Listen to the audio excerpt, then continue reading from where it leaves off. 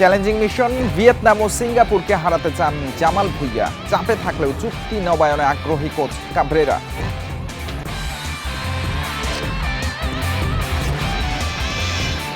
BCB নির্বাচন নিয়ে তদন্তের কথা গেছে আইসিসিতে। উদ্বেগ প্রকাশ করে এনএসসির উদ্দেশ্যে বার্তা, আলোচনার মাধ্যমে বোঝাতে চায় বোর্ড।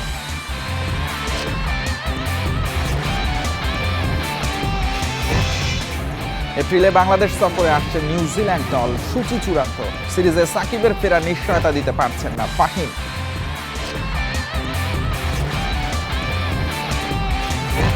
চ্যালেঞ্জিং হলেও ভিয়েতনাম আর সিঙ্গাপুরের বিপক্ষে জিততে চান জামাল ভুঁইয়া। সাইড বেঞ্চে নয়, ম্যাচ খেলে অবদান রাখতে চান তিনি। ডিফেন্ডার বিশ্বনাথ ফেরা দলের জন্য স্বস্তি বলেছেন অধিনায়ক। এদিকে গোলকিপার জিকোকে না ডাকার কারণ জানিয়েছেন কোচ কাবরেরা। এপ্রিলে চুক্তি শেষ হওয়ার কথা জানিয়ে কোচ বলেছেন সিঙ্গাপুর ম্যাচের পর বাফুফের সঙ্গে ভবিষ্যৎ নিয়ে আলোচনা করবেন। এ মাসেই ভিয়েতনাম ও সিঙ্গাপুরের বিপক্ষে ম্যাচ। প্রস্তুতি ক্যাম্পের জন্য টিম হোটেলে জামাল তারিকরা। মঙ্গলবার থেকে কিংস এয়ারনাই অনুশীলন। 28 সদস্যের প্রাথমিক দলে নতুন মুখ ব্রাদার্সের গোলকিপার ইসাক আকন্দ। গুঞ্জন থাকলেও বসুন্ধরা জিকোকে ডাকেননি কাবরেরা, সুযোগ দিয়েছেন শ্রাবণকে।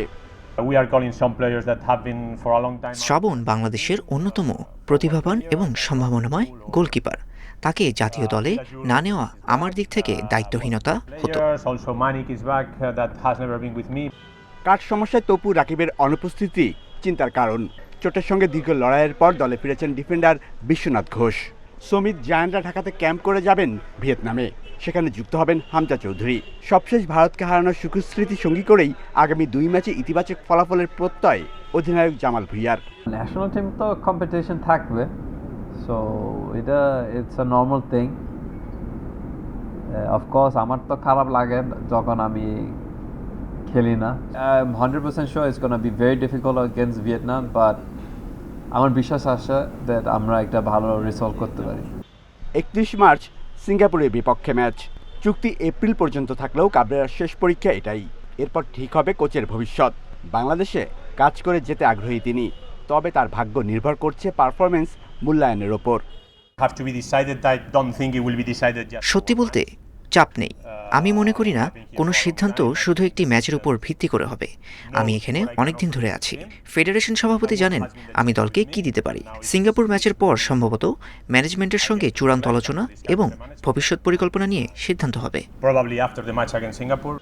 একসময় পরীক্ষিত গোলকিপার আশরাফুল রানা যুক্ত হয়েছেন কোচিং স্টাফে। ঢাকায় 4 দিন প্রস্তুতি নিয়ে 20 মার্চ ভিয়েতনামে যাবে বাংলাদেশ দল। Shamim Ahmed, independent news, Dhaka. BCB নির্বাচনে অনিয়মের অভিযোগে স্বাধীন তদন্তে 5 সদস্যের কমিটি গঠন করেছে জাতীয় ক্রীড়া পরিষদ এনএসসি। এই তদন্ত কমিটি নিয়ে উদ্বেগ প্রকাশ করেছে বোর্ড। তারা জানিয়েছে এই তদন্ত কমিটির কথা আইসিসির কাছেও গেছে। বিবৃতি দিয়ে বিসিবি বলেছে বর্তমান বোর্ড একটি নির্বাচিত প্রশাসনিক সংস্থা, যা তার সংবিধান ও প্রতিষ্ঠিত শাসন কাঠামোয় পরিচালিত হচ্ছে। এনএসসি তদন্ত কমিটি করায় বিসিবির নির্বাচিত প্রশাসন নিয়ে অনিশ্চয়তা তৈরি হয়েছে। আইসিসির নিয়ম অনুযায়ী একটি নির্বাচিত ক্রিকেট বোর্ডের কার্যক্রমে বাহ্যিক হস্তক্ষেপ হিসেবে বিবেচিত হতে পারে এমন কিছুকে অত্যন্ত গুরুত্বের সঙ্গে দেখা হয়। আইসিসির সঙ্গে আনুষ্ঠানিক যোগাযোগ শুরুর আগে বিসিবি মনে করে এনএসসির সঙ্গে সরাসরি আলোচনার মাধ্যমে প্রেক্ষাপট, উদ্দেশ্য এবং সম্ভাব্য প্রভাব সম্পর্কে স্পষ্ট ব্যাখ্যা নেওয়া সমীচীন। কদিন আগে তামিম ও ক্লাব সংগঠকেরা অভিযোগ দায়ের করেন এনএসসিতে, যার পরিপ্রেক্ষিতে তদন্ত কমিটি গঠন করে এনএসসি। 15 কার্য দিবসের মধ্যে তদন্ত প্রতিবেদন জমা দেওয়ার নির্দেশ দেওয়া হয়।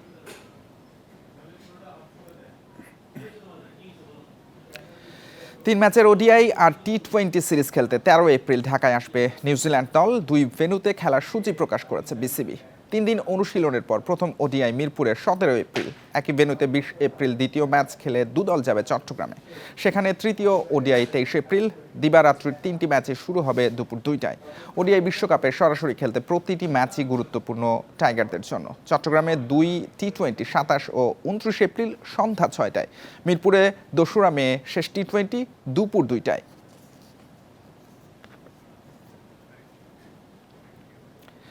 দ্রুতই দেশে ফিরবেন সাকিব আল হাসান। তাকে ফেরানোর প্রক্রিয়া যেভাবে এগুচ্ছে তাতে আশাবাদী নাজমুল আবেদিন ফাহিম। তবে এপ্রিলে নিউজিল্যান্ড সিরিজে সাকিবকে পাওয়ার নিশ্চয়তা দেননি ক্রিকেট অপারেশনসের চেয়ারম্যান।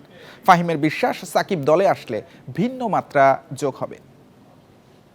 প্লেয়ারকে কিন্তু আমরা তখনই একটা দলে অ্যাড করব যখন সে ভ্যালু অ্যাড করবে দলে।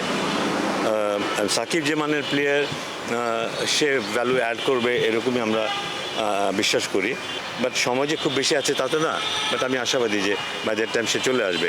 কিন্তু দলে কখন আসবে, কিভাবে আসবে, এটা তখন নিশ্চিত নই, তাই পুরো ব্যাপারটা এখন পরিষ্কার করে বলতে পারছি না। সোশ্যাল মিডিয়ায় মাঝে মধ্যেই রাগ ক্ষোভ প্রকাশ করেন তারকা ক্রিকেটারদের পরিবারের সদস্যরা। পাকিস্তান সিরিজের শেষ ওডিআইতে সৌম্যকে না খেলানোর সমালোচনা করেন তার স্ত্রী।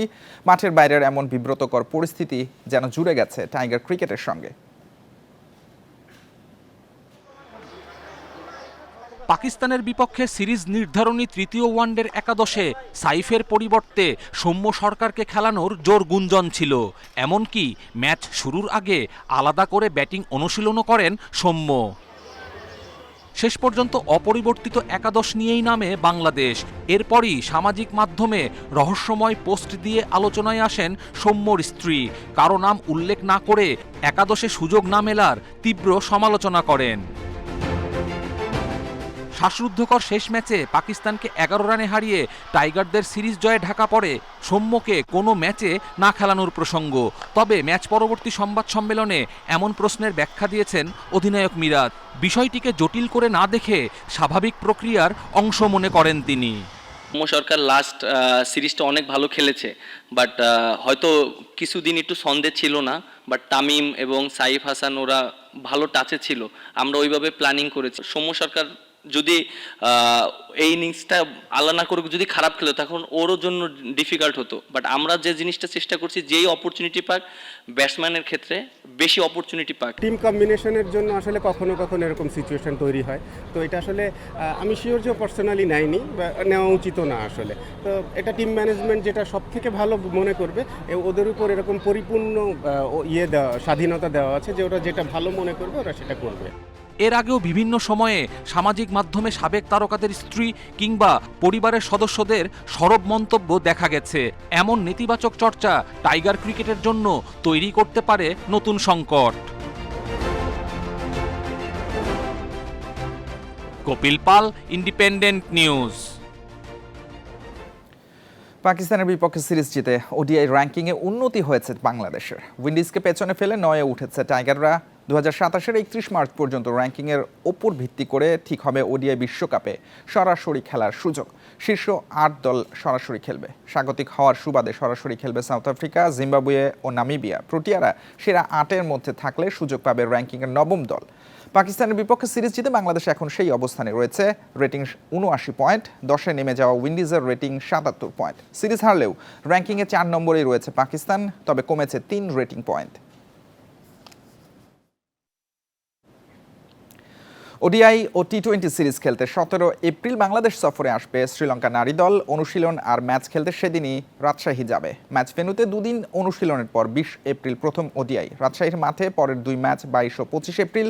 3টি ম্যাচই শুরু হবে সকাল 9:30টায়। টি-20 সিরিজ খেলতে 26 এপ্রিল সিলেট যাবে 2 দল। 28 ও 30 এপ্রিল প্রথম 2 ম্যাচ, শেষ টি-20 2 মে।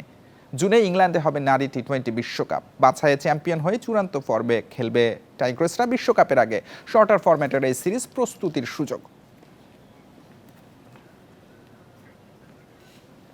এই ছিল যত খেলা। ইন্ডিপেন্ডেন্ট টেলিভিশনের সব খবর বিস্তারিত জানতে চোখ রাখুন ফেসবুক, ইউটিউব এবং এক্সে। আমন্ত্রণ পরের আয়োজন।